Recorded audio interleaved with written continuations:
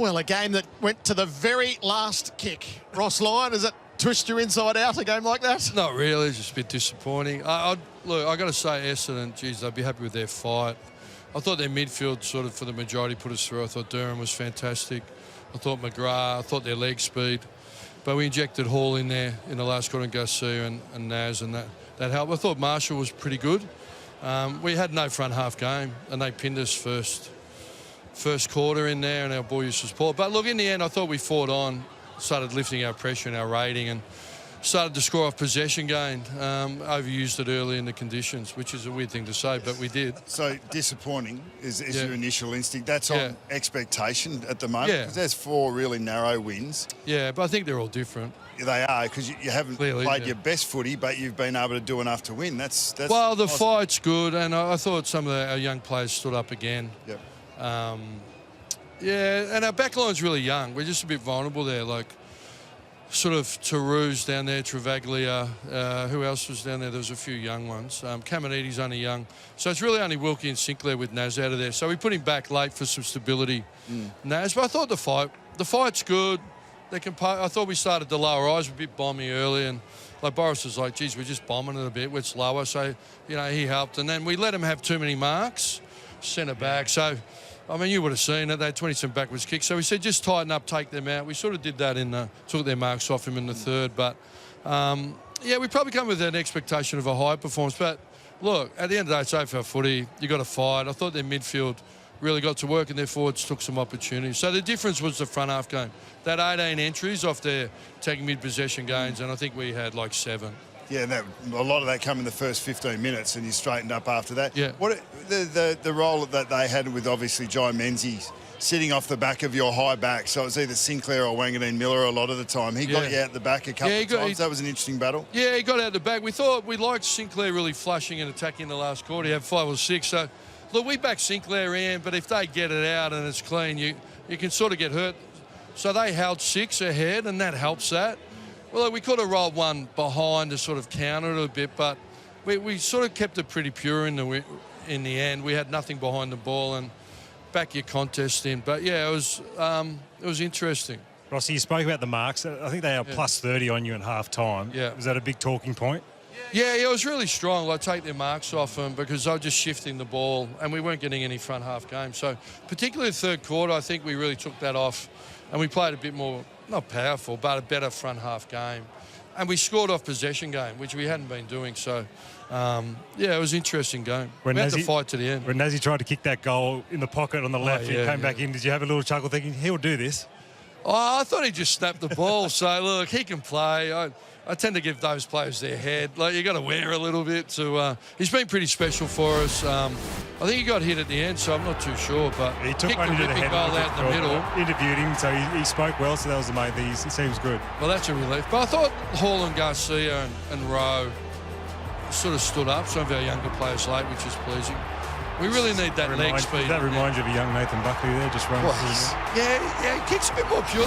Buck's had a bit more of a sweep, a bit more power. But, geez, if he reaches Nathan's levels over 10 years, we'll be thrilled. You would have been happy, you were mentioning some young players then, but Windhager, you've released him a little bit off the wing, off the tag, giving him the midfield roles. And the other, I thought Jack Steele's game tonight was as good as we've seen in recent times. Yeah, I agree. We sort of we shifted him out to the wing and we just went wing on wing, which keeps him inside. And he had a big last quarter, didn't he? So, yeah, he dug in as well. Yeah, so he's been really banged up. He feels a bit fresher. So, yeah, it's just hard getting those 2 big old bulls in the paddock, sort of McRae and Steele. So we're sort of working through that. Jack Higgins has had a great duel all night. He's had his best season around the sticks, and he's the best small forward in the competition in the Coleman. How would you assess what he's been able to do this year? Yeah, I don't know the exact numbers, but I really admire him because of when you really understand his full story, the significant health issue that he worked through. And when I come to the club, you have a perception, and unfairly, but he's just a dedicated, full-on footy nut who trains, loves the team. And if I give him a clip about chasing and tackling, next minute he'll, chase you to the moon to get your wallet. So he's a really good story. He loves the Saints, and we're thrilled. What about his physicalness? Like how physical he is, like as a small forward, the work he does not only on his man but on the potential intercepting defender, the big fella. Yeah, you're right. He brings it to ground. His body work and his body strength. He's got a chunky little bugger. So he does that really well. Ultimately, I'd love to be able to move him through the midfield. I think because Butler knows him really well. He said he's got that in him. Like Kako's in there.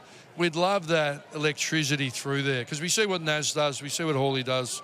We'd like to do that. Probably 1 week early asking this question, but what does this month tell you about your trajectory, do you think? No, we're just working really hard. You know, we're around teams that we think we can compete against and want to get across the line. I really enjoyed our month before that, to be honest. Our form, really Sydney, Hawthorn, Dockers and Collingwood. I really enjoyed that. And we've blooded a lot of kids. And Dodson showed some stuff tonight. We just thought Redmond was getting off him, having lots of exits, so we just wanted to close that out. So we're thrilled with him. Appreciate your time again, Ross. Great to be here. Thanks for your support. Thank you, Rosie. Ross Lyon with the Saints. Victorious. Flinch instinct is to... It didn't feel... Disappointing. Disappointing.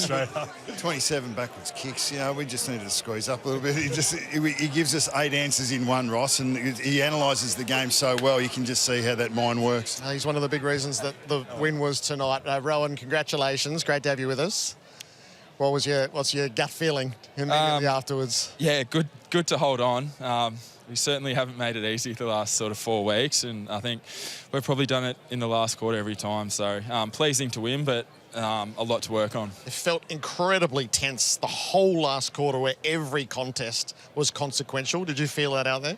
Yeah, definitely. And, you know, I think there were 2 pretty inexperienced sides out there. So the smarter team was probably going to come out winners in the end. And, you know, I thought we made some pretty smart decisions late.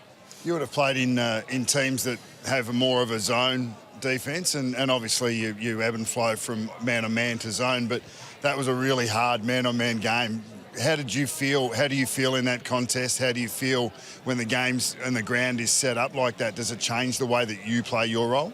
Yeah, a fair bit. Definitely, they got so many uncontested marks early on in that first half, and we had to be a bit more man-focused that second half to sort of, you know, take away the stitch kicks and uncontested marks and everything like that. So I thought we readjusted really well and took away some of the marks. They probably still took, you know, probably a little bit too many in the second half, but it was a bit of an improvement. Rowan, how about your contest with Big Goldie? I mean, you've gone against him for close to 10 years now. Would have been another nice contest for you. Yeah, I don't know how he's still doing it at that age. You know, he'll go down as one of the great ruckmen of all time, and yeah, super player, and he was pretty good tonight. Did you yap at each other a bit? Keep it quiet. No, the ball was moving too quick. I didn't get a chance to say anything. What about you know, playing with Naz? We've seen some of the things that he does. Is he a good talker? I mean, obviously, when he finds the ball, he's going to do something with it. When he's coming off half-back, I presume he's pretty loud calling for the ball because he finds it often enough. Yeah, he's a superstar, you know, not only on field, but, you know, I think his leadership's gone to another level this year, you know, in meetings and everything around the club. And he sees the game really well. And, you know, that's evident in the way he plays. You know, we saw him do some freaky things tonight, as he has done all year. So, you know, his leadership's gone to another level, and we, yeah, obviously love playing with him. Rowan, there's obviously a lot of conjecture around what the future's going to look like, the shape of St Kilda and your place in that. How have you been dealing with that in recent weeks, just to absorb it or shut it out? Oh, I've literally just been trying to rock up each week and play my role. And you know, I've probably had a pretty disappointing last month of form. So, you know, I'm just gradually trying to build on that and gain a bit of momentum going into next year. It's an exciting group, mate, isn't it? I mean, when you have a look around the youth, and I was talking to Corey Enright about it, probably underestimated just how young you are as a group. You got some pretty good talent coming through. Yeah, that's right. You know, I was looking around in the locker room tonight and looking at some of the kids, and I'm like, geez, I'm 10 years older, just about 10 years older than some of these kids. And but it's really exciting for Saints fans. You know, I think we see a number of, you know, young midfielders come through tonight and show what they're built of, and you know, it's really promising for the years to come. Rowan, we'll let you go and start your recovery. Appreciate your time. Beautiful. Thanks, guys. Good luck finishing off with one to go. Rowan Marshall with us in the Saints room. So St Kilda victorious tonight. Just give us the Essendon side of the equation. Oh, look, you know, Ross said it off the top. They wouldn't be entirely disappointed with what they were able to put forward. I thought their contest was excellent. You they probably, the final siren just went a little bit too soon for them. I think that's the way that I would canvass it if I was Brad Scott. They had a real crack. They kept going the whole time. They've got a lot of young players as well. So we saw two teams that we're not going to see out in the park with that sort of makeup in terms of a profile. And look, it was an excellent contest. I think both teams would be pretty happy with what they put forward. I think they should be extremely proud of what they produced tonight, Essendon, and you know, the way that they took it to St Kilda early, particularly Bucks, the way they marked the ball, they controlled it at times, but their inexperience was always probably going to get them in the end. I think the irony is, for Essendon, in some ways, the last 3 or 4 weeks, the younger they've got, it looks like the more consistent their competitiveness has got. So that's a question that you need to...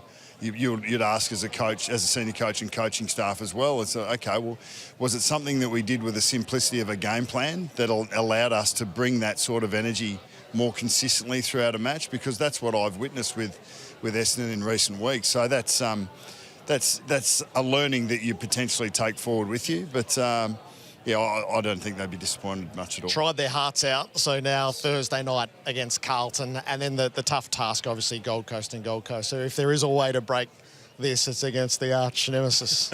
Well, it would be fantastic, wouldn't it? And we've got it all exclusive on ours. Correct. We do. And we've got tonight's exclusive game in Perth as well. So I think we should hand over. Agree.